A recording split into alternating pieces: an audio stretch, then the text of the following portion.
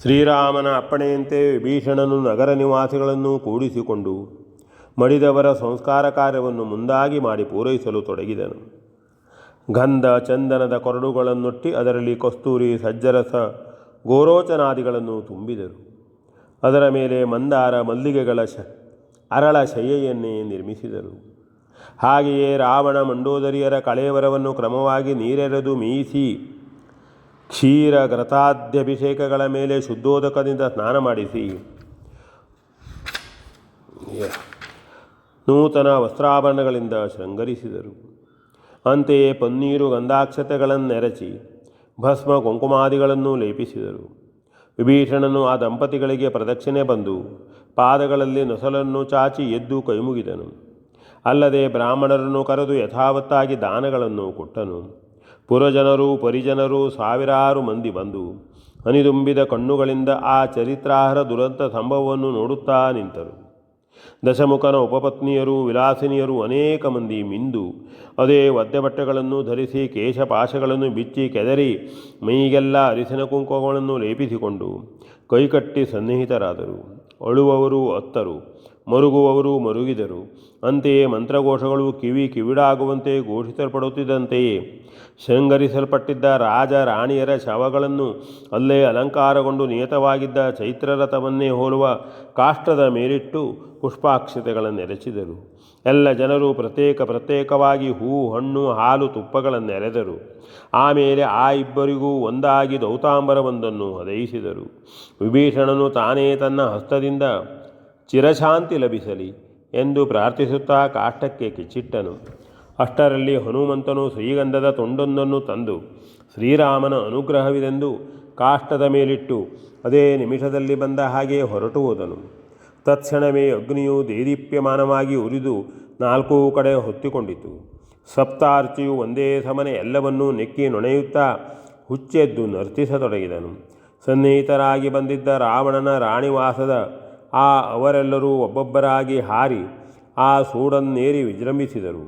ಒಂದೇ ಒಂದು ಮುಹೂರ್ತದೊಳಗಾಗಿ ಆ ಎಲ್ಲವನ್ನೂ ದಹಿಸುತ್ತಿದ್ದ ಪ್ರೇತಾಗ್ನಿಯು ಮೇಲುವಾಯಿದು ಪ್ರಜ್ವಲಿಸಿ ಹಾಗೆಯೇ ಶಾಂತವಾಯಿತು. ಹಾಗೆಯೇ ಯುದ್ಧಭೂಮಿಯಲ್ಲಿ ಮಡಿದಿದ್ದ ಎಲ್ಲ ಬಂಧುಗಳಿಗೂ ವಿಭೀಷಣನು ವಿಧಿವಿಹಿತವಾಗಿ ಅಪರ ಸಂಸ್ಕಾರ ಕರ್ಮವನ್ನು ಪೂರೈಸಿ ಸಮುದ್ರ ಸ್ನಾನ ಮಾಡಿ ಬಂದು ಶ್ರೀರಾಮನ ಸನ್ನಿಧಿಯನ್ನು ಸೇರಿದನು. ಅಷ್ಟರಲ್ಲಿ 3 ಕಡೆ ಕೆಂಪಾಗಿ ಅರುಣೋದಯವು ಸನ್ನಿಹಿತವಾಗಿತ್ತು. ಶ್ರೀರಾಮನು ಲಕ್ಷ್ಮಣನನ್ನು ಸುಗ್ರೀವನನ್ನು ಕರೆದು ವಿಭೀಷಣನಿಗೆ ಲಂಕೆಯಲ್ಲಿ ಪಟ್ಟಾಭಿಷೇಕವನ್ನು ಮಾಡಿಸಿ ಬರುವಂತೆ ಸೂಚಿಸಿದನು. ಅಂತೆಯೇ ವಿಭೀಷಣನನ್ನು ಮುಂದಿಟ್ಟುಕೊಂಡು ನಡೆದು ಅವನು ಆ ಕಾರ್ಯದಲ್ಲಿ ನಿರತನಾದನು. ಹಾಗೆಯೇ ಶ್ರೀರಾಮನು ಹನುಮಂತನನ್ನು ಕರೆದು ರಾವಣನು ತನ್ನಿಂದ ಸಂವೃತನಾದುದನ್ನು ತಾನು ಯುದ್ಧದಲ್ಲಿ ಪಡೆದಿದ್ದ ಪೂರ್ಣ ವಿಜಯದ ಸುದ್ದಿಯನ್ನು ಜಾನಕಿಗೆ ಹೇಳಿ ಅವಳ ಮನೋಭಾವಗಳ ಪ್ರತಿಫಲನವನ್ನು ಮುಖಮುದ್ರೆಯಿಂದರಿತು ಗಮನಿಸಿಕೊಂಡು ಬರಲು ಆಜ್ಞಾಪಿಸಿದನು. ಸುಷೇಣನು ಶ್ರೀರಾಮನ ಅಪ್ಪಣೆ ಪಡೆದು ಇಕ್ಕಡೆಯ ಪಡೆಗಳಲ್ಲಿಯೂ ಗಾಯಗೊಂಡು ನರಳುತ್ತಿರುವವರನ್ನು ಉಪಚರಿಸುವುದಕ್ಕಾಗಿ ನಡೆದನು. ಯುದ್ಧಾಂತ್ಯದ ದುರಂತದಿಂದಾಗಿ ಶ್ರೀರಾಮನ ಮನಸ್ಸಿಗೆ ಒಂದಿಷ್ಟು ಬೇಸರವೇ ಅಂಟಿ ಹೋಗಿದ್ದುದರಿಂದ ಅವನು ಯಾರಲ್ಲಿಯೂ ಹೆಚ್ಚು ಮಾತುಗಳನ್ನಾಡದೆ ದಿಗಂತವನ್ನೇ ದೃಷ್ಟಿಸುತ್ತಾ ಮೌನವಾಗಿದ್ದನು. ಆಂಜನೇಯನು ಅಶೋಕವನಕ್ಕೆ ಹೋದವನೇ ಆ ಮಹಾಭವನದ ಹಿಂಬದಿಯ ಶಿಂಶಪಾ ವೃಕ್ಷದಡಿಯಲ್ಲಿ ಕುಳಿತಿದ್ದ ಸೀತಾದೇವಿಯನ್ನು ಕಂಡು ನಮಸ್ಕರಿಸಿದನು. ಸೀತೆಯು ಅವನನ್ನು ಹರಸಿ ಅವನಿಗೆ ಸುಖಾಗಮನವನ್ನು ಬಯಸಿದಳು. ಮಂಡೋದರಿಯು ಬಂದು ಹೋದ ಮೇಲೆ ಸೀತೆಗೆ ಅತ್ಯಂತ ವ್ಯಾಕುಲವೇ ಆಗಿತ್ತು. ಅದನ್ನು ಸಹಿಸಿಕೊಳ್ಳಲಾಗದೆ ಬಹುಹೊತ್ತಿನವರೆಗೆ ಅತ್ತೂ ಇದ್ದಳು. ಹಾಗಾಗಬಹುದೆಂದು ಅವಳೆಣಿಸಿರಲಿಲ್ಲ. ಅನಿರೀಕ್ಷಿತವಾಗಿಯೇ ನಡೆದು ಹೋದ ಘಟನೆಯಿಂದ ಅವಳ ಮಾನಸಿಕ ವೇದನೆಯು ಕೊನೆಗಾಣುವಂತೆಯೇ ಇರಲಿಲ್ಲ. ಯುದ್ಧದ ಸಮಾಚಾರವನ್ನು ಸರಮೆಯು ಆಗಾಗ ಹೇಳುತ್ತಿದ್ದರು. ರಾವಣನು ಸಂವೃತನಾದುದನ್ನು ಆಕೆ ಹೇಳಿರಲಿಲ್ಲ. ಆದುದರಿಂದ ಆ ವೃತ್ತಾಂತವು ಸೀತೆಗೆ ತಿಳಿಯದೇ ಉಳಿದಿದ್ದಿತು. ಹನುಮಂತನು ಕೈಜೋಡಿಸಿಕೊಂಡು, ಅಮ್ಮ, ಮೂಡಿಬರುವ ದಿನಮಣಿಯನ್ನು ನೋಡು.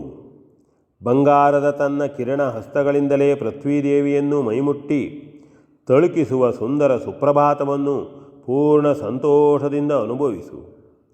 ದಶಗ್ರೀವನು ಶ್ರೀರಾಮನ ಬಾಣಹತಿಯಿಂದ ಸಂಹರಿಸಲ್ಪಟ್ಟನು. ಸಮಗ್ರ ಲಂಕೆಯು ಶರಣನಾದ ವಿಭೀಷಣನಿಗೆ ಸೇರಿದೆ. ನಿನಗೀಗ ಯಾವ ಬಂಧನವೂ ಇಲ್ಲ. ವಿಜಯಿಯಾದ ಶ್ರೀರಾಮನು ಸುವೇಲಾದ್ರಿಯಲ್ಲಿ ಸುಖವಾಗಿದ್ದಾನೆ ಎಂದು ನುಡಿದನು. ಕೇಳಿ ಹರ್ಷಿತೆಯಾದ ಸೀತೆಯು ಒಮ್ಮೆ ಎದ್ದು ನಿಂತು ಸೆರಗನ್ನೆಳೆದುಕೊಂಡು ಗಗನವನ್ನು ನೋಡಿ, ಪ್ರಭೋ ನೀನು ದೊಡ್ಡವನು ಎಂದು ಹೇಳಿ ಕೈಮುಗಿದಳು. ಮಂಡೋದರಿಯ ವೃತ್ತಾಂತವನ್ನು ತಿಳಿಸಿದರೆ ಸೀತೆಗೆ ವ್ಯಸನವಾಗಬಹುದೆಂದು ಬೇಕೆಂದೇ ಹನುಮಂತನು ಅದನ್ನು ಅವಳಲ್ಲಿ ಹೇಳಿರಲಿಲ್ಲ. ಸೀತೆಯು ಆಂಜನೇಯನನ್ನು ಅಲ್ಲೇ ಕುಳಿತುಕೊಳ್ಳುವಂತೆ ಹೇಳಿ ತಾನು ತನ್ನ ಸ್ಥಳದಲ್ಲಿಯೇ ಕುಳಿತುಕೊಂಡು, ಅಪ್ಪ ಹನುಮಂತ, ನೀನು ಯಾವ ಜನ್ಮದ ನನ್ನ ಬಂಧುವೋ ನಾನು ಅರಿಯನು. ನನ್ನ ಬಿಡುಗಡೆಯ ವಾರ್ತೆಯನ್ನು ಮೊದಲಾಗಿ ನನಗೆ ತಿಳಿಸಿದ ನಿನಗೆ ನಾನೇನನ್ನು ಕೊಟ್ಟು ಸತ್ಕರಿಸಲಿ? ಕೊಡುವುದಕ್ಕೆ ನನ್ನಲ್ಲಿ ಏನಿದೆ? ಪಡೆಯಲು ನಿನಗೇನು ಬೇಕಾಗಿದೆ? ಏನೂ ಇಲ್ಲ. ಆದರೂ ಮನಸ್ಸು ಕೇಳುವುದಿಲ್ಲ. ನಿನ್ನಿಂದ ಉಪಕೃತಳಾದ ನಾನು ಕೃತಜ್ಞನಾಗದಿರುವುದು ಭೂಷಣವಲ್ಲ. ಅಂತೆಯೇ ಅದನ್ನು ಉಳಿದಿರುವುದು ಶ್ರೀರಾಮನ ಪತ್ನಿಗೆ ಗೌರವವೂ ಅಲ್ಲ. ಅಪ್ಪ, ಎದೆ ತುಂಬಿ ಹರಸುತ್ತೇನೆ. ಸದಾ ಶ್ರೀರಾಮನ ಅನುಗ್ರಹವೂ ನಿನ್ನ ಮೇಲಿರಲಿ ಎಂದು ನುಡಿದಳು. ತಾಯೇ, ಹಸುಗೂಸಿನ ಮನಸ್ಸನ್ನು ತಿಳಿದು ತಾಯಿಯು ಅದರ ಅಭಿಷ್ಟವನ್ನು ಸಲ್ಲಿಸಿದಂತೆ, ಅಮ್ಮ, ನಿತ್ಯ ನಾನೇನನ್ನು ಬಯಸುತ್ತಿರುವೆನೋ ಅದನ್ನೇ ಹರಕೆಯಾಗಿತ್ತು ನೀನು ನನ್ನನ್ನು ಅನುಗ್ರಹಿಸಿರುವೆ. ನಾನು ಧನ್ಯನು ಎಂದು ಹನುಮಂತನು ಪ್ರತಿವಚನವನ್ನಾಡಿದನು. ಸೀತೆಯು ಮತ್ತೊಮ್ಮೆ ಎಲ್ಲರ ಯೋಗಕ್ಷೇಮಗಳನ್ನು ಕೇಳಿದಳು. ಆಂಜನೇಯ, ನನ್ನ ಪ್ರಾಣಕಾಂತನು ನನ್ನನ್ನು ಬಿಡಿಸಿಕೊಳ್ಳುವುದಕ್ಕಾಗಿ ಬಹುದೊಡ್ಡ ಯುದ್ಧವನ್ನು ಹೂಡಿದನು. ಅಪ್ಪ, ಅವರಿಗೆ ಆಯಾಸವಾಗಿದೆಯೇ? ಮುಖವು ಕಳೆಗುಂದಿದೆಯೇ? ಅಲ್ಲ, ಹರ್ಷಚಿತ್ತರಾಗಿರುವರೇ? ಹೇಳು, ನನ್ನವರು ಈಗ ಹೇಗಿರುವರು? ದೇಹದಲ್ಲಿ ಗಾಯಗಳೆಲ್ಲ ಆಗಿಲ್ಲವಷ್ಟೇ. ಯುದ್ಧದಲ್ಲಿ ಬಳಲಿ ಬಂದಾಗ ಅವರನ್ನು ಉಪಚರಿಸುತ್ತಿದ್ದುದು ಯಾರು? ನಿತ್ಯ ಅವರ ಬಳಿ ಯಾರಿರುತ್ತಿದ್ದರು? ಕೈಕಾಲುಗಳಿಗೆ ನೀರಿತ್ತು ಕಾಲೊತ್ತಿ ಬಳಲಿಕೆಯನ್ನು ನೀಗುತ್ತಿದ್ದುದು ಯಾರು? ವತ್ಸ, ಆ ಎಲ್ಲವನ್ನೂ ಮಾಡಬೇಕಾಗಿದ್ದವಳು ನಾನು. ನನಗೆ ಮಾತ್ರ ಭಾಗ್ಯವಿಲ್ಲ. ಸದ್ಭಕ್ತಿಯಿಂದ ದಿವ್ಯ ಪಾದಗಳ ಸೇವೆಯನ್ನು ಮಾಡುವವನು ನೀನೇ ಇರಬೇಕು. ನಾನದನ್ನು ಬಲ್ಲೆನು. ಅಪ್ಪ, ನೀನೇ ನಮ್ಮ ಆಪದ್ಬಾಂಧವನು ಎಂದು ಹರ್ಷ ಶೋಕೋಲ್ಬಣಗಳಿಂದ ಚಿಮ್ಮಿದ್ದ ಕಣ್ಣೀರನ್ನು ಒರೆಸಿಕೊಂಡಳು. ಹಾಗೇನೂ ಇಲ್ಲ. ಸ್ವಾಮಿಯು ಸುಖವಾಗಿಯೇ ಇದ್ದಾನೆ. ಇನ್ನೇನು, ತುಸು ಹೊತ್ತಿನಲ್ಲಿಯೇ ನೀನವನ ಸನ್ನಿಧಿಯನ್ನು ಸೇರಿ ಕಳೆದು ಹೋದ ಸೌಭಾಗ್ಯವನ್ನು ಮರಳಿ ಪಡೆಯುವಂತೆ. ಅಮ್ಮ, ಖಂಡಿತವಾಗಿಯೂ ನೀನು ಸುಖವನ್ನು ಹೊಂದುತ್ತೀಯೇ ಎಂದು ಮಾರುತಿಯು ಆಕೆಯನ್ನು ಸಮಾಧಾನಪಡಿಸಿದನು. V N Bhagavat Baraballi.